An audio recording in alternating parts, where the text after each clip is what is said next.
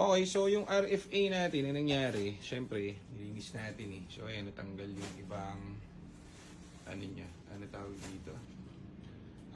Protective film. So, dito yan eh. Ayan. So, lagyan natin. Ayan siya. Ayan. So, para di mag-short, eh, kahit naman di lagyan to, pero much better lagyan para perfect, di ba? Para maayos.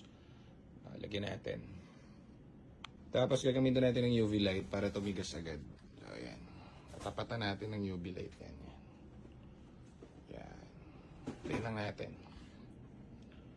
So, itong UV light yung magkukure dun sa pandikit natin, sa adhesive, para siya ay matuyo na.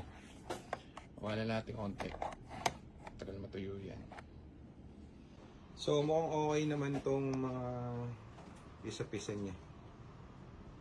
Yung mga dilaw-dilaw, yan yung natirang film. Yan yung parang film protector niya nung una.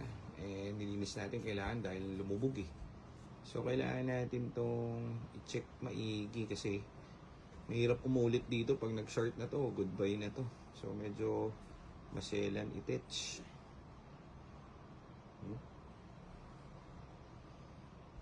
Ano eh. Basa lang talaga eh.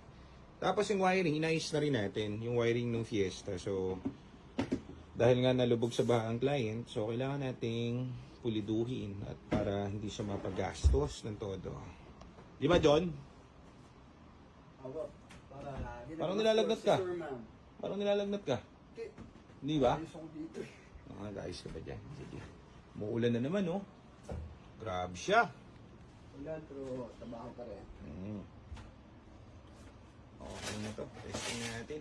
So, testing na natin yung RFA. Ito yung upuan. Nandiyan yung sa ilalim. Okay. Tandaan nyo. Kaya hindi pwedeng mabasaya ang ilalim ng passenger side. Mahirap. Pero kung ang kotse nyo pala is trend, pang mga top of the lane kasi ito yung mga S-Class, yung mga push start button. Meron silang RFA. Ngayon, yung walang push start button. Yung walang RFA is yung mga trend model saka yung base model. So, ano kayo dyan? Very good kayo dyan. Wala kayong ganyan. Kabit muna natin ngayon. Testingin natin if magpa-function siya para enclose na natin. Gawin na natin yung mga ibang natitirang parts na katulad ng tranny. Kailangan natin cleaning kung lumubog ang kotse kasi mga ngalawang yan. Okay, tingnan natin kung hanggang saan yung... Pero ito, lubog to. Parang ano to, ganyan, kalahati. So, testingin natin ito. Okay, so panandalian muna, patong natin sa plastic para hindi mag-short. Testingin pa lang naman natin. Tapos, kabit na natin yung battery ngayon. Tingnan natin kung magpa-function na to at mag-i-start na. Tingnan natin. Kabit mo na kay Edwin ang battery. Yan.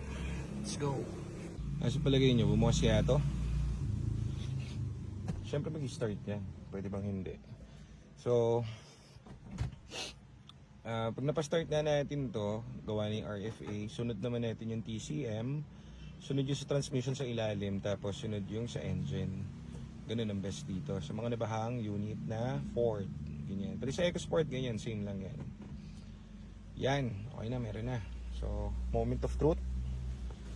Tignan natin kung i-start, syempre. O, game. Tingnan na. Steering lock malfunction. Yun lang. Nasaklap. So kanina nag-steering lock malfunction to. Nakabit na natin sa ilalim. Ngayon syempre pag nabasa itong hassle dito, hanapin mo yung nagiging problem. Kanina walang ilaw yung buong gauge. So ngayon napailaw na natin yung gauge. May hazard na rin. At nasalba natin yung steering lock. So meron tayo isang error dito. Pero kasama yun sa RFA yung steering lock. Yung lock naman niya gumagana. Magana tong kanyang lock. So, maganda rito dahil ba-under na to, pwede rin natin scan. Kanina kasi wala, hindi natin may scan. So, naging problem kanina nito. Kaya-store ko yung mga fuse nyo. Itong fuse na to sira. Hindi ko alam kung saan fuse yun. Hindi ko pinalingin yung manual. Pero, pinalitan ko, buhay na to. Nagkailaw na. So, ngayon, ang problema, pa natin pa-startin. Ang important is yung lock-unlock niya, yun ang hinahabol ko. Kasi kapag nasira yung sa lock-unlock na ito, medyo mabigat. Sa steering wheel, connected pa rin to dun sa RFA. Ayun yung ano natin, tinetesting ko lang natin. RFA module na ito. Importante, lock-unlock.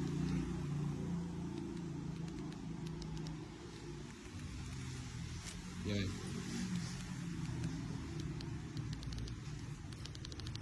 Ah, okay. Kanina meron, ngayon naman nawala.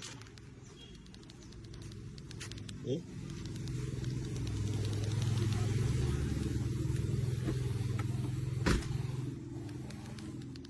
Wala na naman, kanina gumagana na yung ano niya. So sa RFA pa rin itong gantong issue.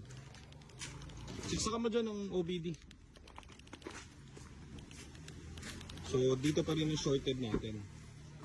So ang gagawin natin, pababaklas na natin itong upuan, titignan natin yung wiring. May something shorted na sinasaksakan ng RFA. Kasi kanina gumagana yung lock.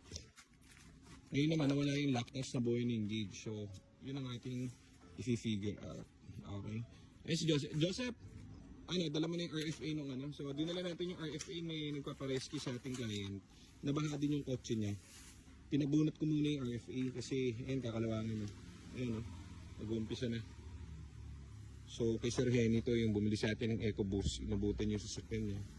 So gagawin natin, ito-towing dito yung sasakyan dahil nalubog ang kanyang sasakyan. Ayun, nagsisimula na yung mga ano, corrosion eh. Parang ganito rin ang mangyayari doon sa kanya. So yan.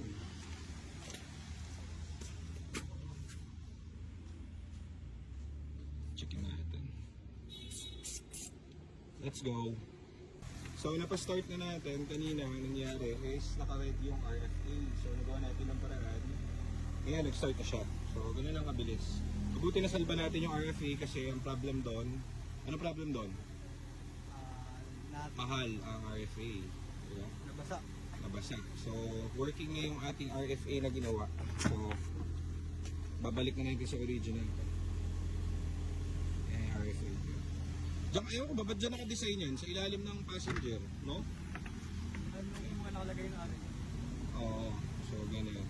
Kaya pagka pinaas mo lang. One click na. Ayun, naka-green na lahat, guys. Ayos. O-off mo ulit. Okay. Start.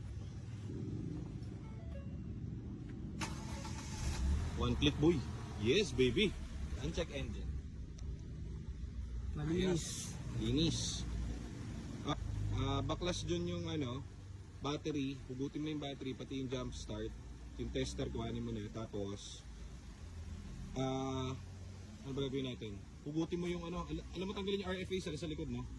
Hugutin mo yun, babalik na natin sa kaha, tapos papasok na ulit natin dyan. O dyan nagtatapos ang kwento ng unit na to na nagkaroon ng moist ang RFA. So, all good sa to. Next project tayo. Next please. So, successful tayo. Walang check engine. Wala na rin. Steering malfunction. So, yan yung problem kapag nagkakaroon kayo ng steering wheel malfunction sa kada nagkakaproblema kayo sa susi. RFA yung problem niya. So, kung lumubog ka sa sakit mo, huwag mo nang i-start yan, tanggalin mo ang battery, padala mo sa mga gumagawa. O, pwede rin dito sa amin, if ever. So, gawin na kami option and tara. Next project.